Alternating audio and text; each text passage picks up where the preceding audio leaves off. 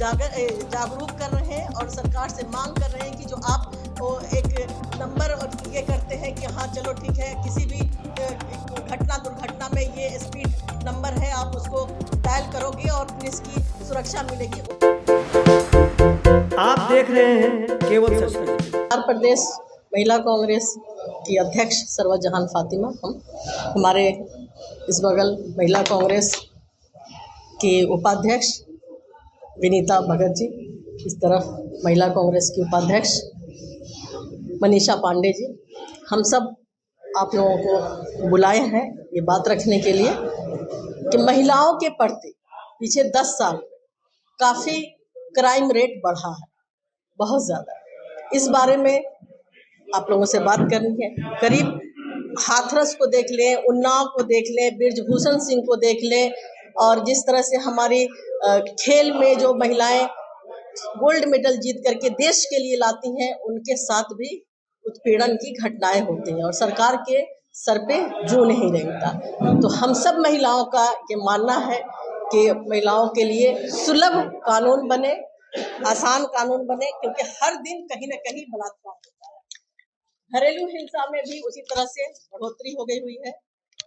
Acid हमले हर आए दिन होते हैं। हम ये नहीं कह रहे कि ये बिहार में होता है, हम ऑल ओवर इंडिया की बात कर रहे हैं।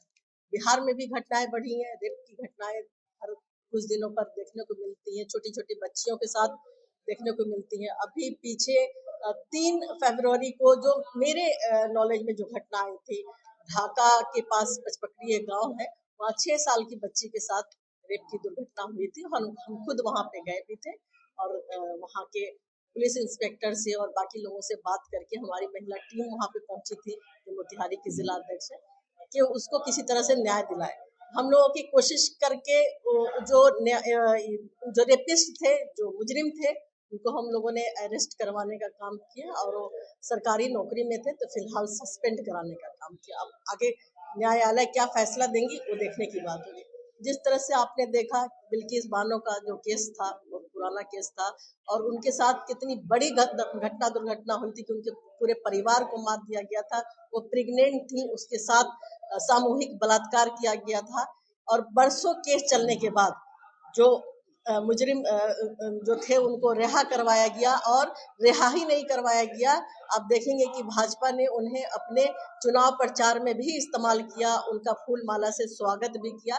बाद में जब सुप्रीम कोर्ट की फटकार लगी है तो फिर उनको वो अंदर किए हैं। बृजभूषण के बारे में आप लोगों को बताने की जरूरत नहीं है कि किस तरह से बृजभूषण सिंह को बचाया गया है भाजपा द्वारा। तो भाजपा के जो शीर्ष नेतृत्व है, महिला विरोधी दिमाग रहा, उनका मेंटेलिटी उनकी महिला विरोधी रही है। आप अगर देखें तो भारत में महिलाओं के खिलाफ अपराध जो NCRB का रिपोर्ट होता है, जो 2023 का है, करीब 4% महिलाओं में के ऊपर अपराध बढ़ा, जो NCRB रिपोर्ट है सिर्फ भारत में। दिल्ली को आप देख लेंगे तो दिल्ली का वही हाल है। उत्तर प्रदेश इसमें सबसे उत्तम है, उत्तर प्रदेश सबसे उत्तम है। आप अभी हाल में यहाँ देखेंगे मध्य प्रदेश में भी पीछे दिनों बलात्कार की घटनाएं हुई हैं और उसमें हमारी महिला कांग्रेस की जो अध्यक्षा हैं अलका लांबा जी, उन्होंने भी उसको जाकर के ये किया था। उत्तर प्रदेश में भी वो खुद गई थी, खुद जाकर के उन्होंने बात करने की कोशिश की थी। तो उत्तर प्रदेश जो शीर्ष पर है 2022 में 14,247 मामलों के साथ, दिल्ली में देश की महिलाओं के खिलाफ अपराध उच्चतम 144.4 दर्ज हुआ। ये मामले उतने हैं जो दर्ज कराए गए और जो नहीं दर्ज हुआ, क्योंकि आप सब जानते हैं कि महिलाओं के खिलाफ जो घटना दुर्घटना होती है वो पुलिस तक बहुत कम पहुंच पाती हैं, कुछ डर की वजह से, कुछ शर्म की वजह से, किसी भी बहुत सारी वजह होती है जिस वजह से वो घटना पुलिस तक नहीं रिपोर्ट हो पाती। तो जो रिपोर्ट हो पाता है उसका ये रिकॉर्ड होता है, जो रिपोर्ट नहीं हो पाता है वो आप जानते हैं। पूर्ण संख्या में उत्तर प्रदेश 65,743 में 2022 में महिलाओं के खिलाफ अपराध के मामले सबसे अधिक FIR दर्ज किया।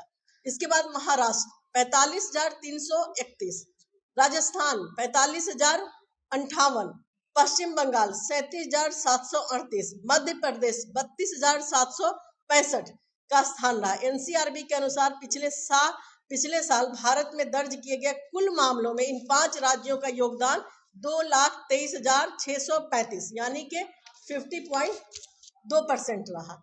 आपको अगर याद होगा ये जब कांग्रेस पार्टी की सरकार वहाँ दिल्ली में थी और देश में भी थी, उस समय जो एक घटना घटी थी जो पूरे देश का पूरे विश्व को लर्जा लिया था, उस घटना के समय एक बहुत सख्त कानून बन करके आया था। हरासमेंट मतलब महिलाओं के खिलाफ जो हरासमेंट का केस होता है उसके लिए 2013 एक्ट करके दिया गया था। उस में ये था कि अगर रेप की घटना होती है तो उनकी क्या सजा होगी, अगर महिलाओं के साथ जो छेड़छाड़ होती है तो उनकी क्या सजा होगी। तो ये सब एक्ट हमारे यहाँ बना हुआ है, लेकिन उसको लागू नहीं किया जाता। लागू नहीं करने के साथ साथ ये भी होता है कि जो सरकार है वो सरकार के कान पे महिलाओं के बारे में कोई भी चीज़ एक तरह से कहें कि वो उसको सीरियसली नहीं लेते हैं, क्योंकि जो पता है कि उनके एमएलएज रेप के कांड में एफआईआर उन पर दर्ज है, उन पे केस किया हुआ है, लेकिन फिर भी वो उनको अपने साथ बैठाते हैं, फूल माला से उनका स्वागत करते हैं। बैठाते ही नहीं है, उनको सेव भी करते हैं। सेव मीन्स बचाते भी हैं। तो इस तरह से हम लोग सबने एक बीड़ा उठाया है कि महिला कांग्रेस महिलाओं के लिए जाकर के बात करेगी, और हम सब मांग करते हैं कि भाजपा द्वारा संचालित दंड मुक्त की जो संस्कृति है, जो अपराधियों का मनोबल बढ़ाती है, जब आप अपराधियों को दंड नहीं देंगे तो उनका मनोबल बढ़ेगा ही ना, तो मनोबल बढ़ाती है और रिपोर्टिंग को हतोत्साहित करती है। रिपोर्टिंग हम नहीं कर पाते। अभी हम आपको ढाका वाली जो घटना बता रहे थे, उस बच्चे की माँ का फोन नंबर मेरे पास था। हमने उनसे वादा किया था कि अगर आपको कोई भी डराता है, धमकाता है, तो आप हमें जरूर फोन करेंगे। नेक्स्ट डे जब हम वहां से लौट करके आए तो उसकी माँ का फोन आ रहा है कि मैम हमारे जो पड़ोसी हैं हमें धमका रहे हैं, गांव के जो कुछ लोग हैं वो हमें धमका रहे हैं कि आप केस वापस ले लो, नहीं तो एक एक करके बच्चों को आपको मार देंगे, या आप यहाँ से कहीं चले जाओ यहाँ से। तो उनका कहना था कि आप बताओ हम अपना घर छोड़ करके कहाँ जाएंगे। ये एक आम बात, आम लैंग्वेज में आपको हम बता रहे हैं। घरेलू हिंसा भी कम नहीं होता है। घरेलू हिंसा में जहेज की बात आप करते हैं, जहेज की बात तो बहुत ये होता है कि जहेज लेना नहीं है, देना नहीं है, लेकिन आज भी पढ़ी लिखी लड़कियों के साथ जो घटनाएं होती हैं आप सब जानते हैं, हम सब जानते हैं। हम सब के पास बेटी है और उसका डाटा मौजूद है, सरकार के पास भी होता है, पुलिस के पास भी होता है, और जो वहाँ के जवाबदेह लोग होते हैं उनके पास भी होता है। लेकिन आपको मालूम होना चाहिए, आपको पता भी होगा कि वो केस दर्ज नहीं होता।